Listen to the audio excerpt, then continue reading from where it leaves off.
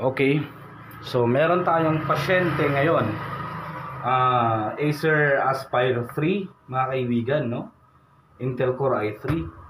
Tapos ang problema ni client is yung very common na problem ngayon, which is yung hinge.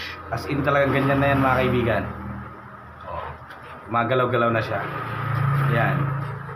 So yan, hindi na niya ma-close ng maayos, hindi na niya ma-open ng maayos kasi kinakabahan na si client. Actually, ang problem dito sa mga ganito mga kaibigan, kapag sa taas yan, ibig sabihin doon sa dito sa may frame ng LCD, pwedeng naputol yan or whatsoever. Pero kapag dito naman na, dito na sa may side na dito, sa part na to, ibig sabihin sa mismong hinge na to. Okay? So, buksan natin to. Dahan-dahanin nyo lang. Oops, ganun. Ganun mo lang yan. Yan. Yan mo. Yan. Yan. Okay. Ganun natin. Bumigay nga mga kaibigan, no? Yung bracket, yung frame ng LCD, ito yan. Naputol. Yan. So putol na dito. Ako. Tapos screws, bumigay na rin dyan sa baba. Okay.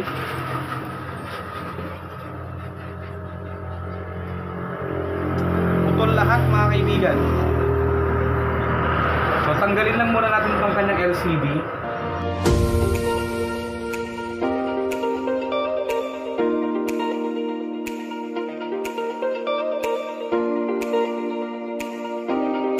So yan, bigay lahat mga kaibigan. Zoom out lang natin. So dito, wala, putol lahat mga kaibigan, no? Ito yung problema sa Acer ngayon eh. Yan, putol lahat. Yung screw ports sumama dito kung saan natin ilalak sana. Yan. So naputol, 1, 2, 3. Pati sa kabila, magkabilaan 1, 2, 3. Yan, 1, 2, 3. So ang remedyo natin dito is syempre idikit to, no? Idikit mo yung mismong itong bracket papunta rito.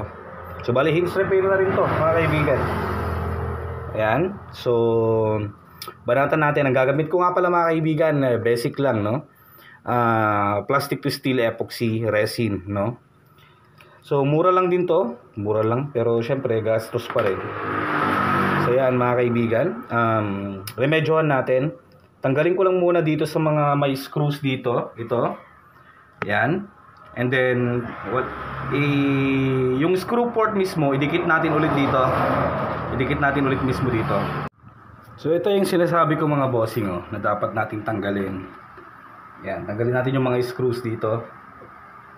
So far okay pa naman yung kanyang main bracket. Pero dito talagang sumama. So yan, tulad dito mga kaibigan. Ito yung tanggalin natin, then ibabalik natin dito. I-glue natin gamit yung ating plastic to steel epoxy. Okay? Para kahit papaano later on, kahit na hindi na natin maibalik yung mga screws, kasi syempre magkakanda hirap-hirap na tayo, no? Lalagyan natin to ng plastic to steel epoxy mamaya. Para kahit papaano meron pa ring bakal na didikitan ng mismong bracket.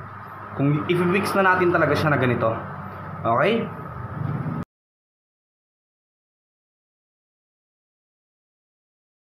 So mag-mix tayo dito ng plastic to steel epoxy, and then dikit natin itong mga kaibigan. Babalik lang natin dyan, no?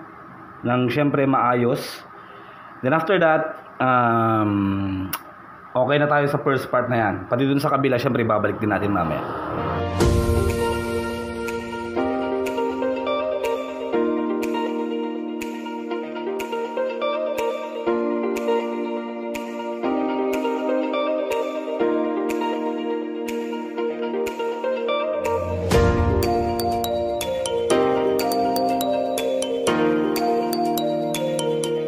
So nalagyan lang muna natin, binalik lang natin mga kaibigan, no? Yan. Ang kuwan naman natin dito is, ito kasi yung gamit natin is plastic to steel epoxy. So, since metal naman to, at binalik lang natin yun, kasi syempre para may kapitan din siya, metal din kasi ito mga kaibigan. Yun. So, para in case na hindi natin magamit yung screw, no? Yun na yung gagawin natin. Kasi, yun na yung kadalasan ginagawa ko eh. Later on, kung magpapalit naman yan, madali lang naman tanggalin yan, gamit lamang ang heat gun, or basta painitan lang. Okay? So, yun lang diskartehan ko dyan. Patigasin lang natin ito mga kaibigan. Then after that, dito naman, ang babanatan natin, parang ididikit natin siya dyan. Okay? Okay. So, ngayon naman, matter of, ididikit naman natin dito mga kaibigan. Lagyan natin ng epoxy dito, pati dito. Then, i-fit natin. So, yan. Mix lang tayo dito.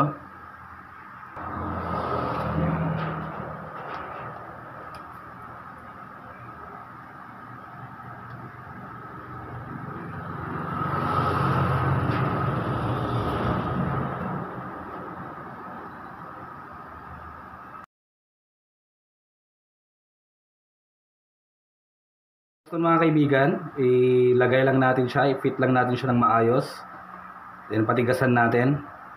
So, mas maganda rito, dapat meron kayong pang-ipit mga kaibigan, no? Para mas ano siya, kunin ko lang yung DIY ko dito.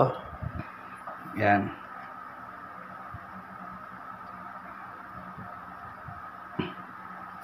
Okay, pang-ipit lang natin yan. Tapos sa kabila naman mamaya.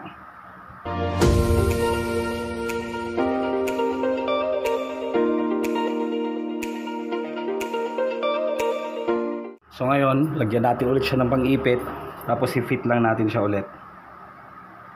Yung saktong-sakto lang mga kaibigan ha. Baba natin to ng konti. Yo, wala. Bilis din tumigas to mga kaibigan ha. Yo.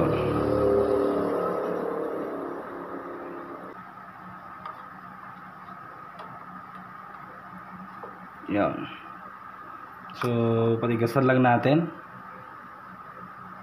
Kailangan talaga natin siyang patigasan, no? Bago natin ibalik yung kanyang LCD at yung kanyang front cover, mga kaibigan. So, yan. At least kahit papano, dumikit na. Kailangan natin lang nating ayusin dito, tapyasan ng konti, no? Kasi talagang finix natin siya. Madali lang yan tanggalin kapag gagamit ng mainit. Yan. So far okay na siya. Closing, opening.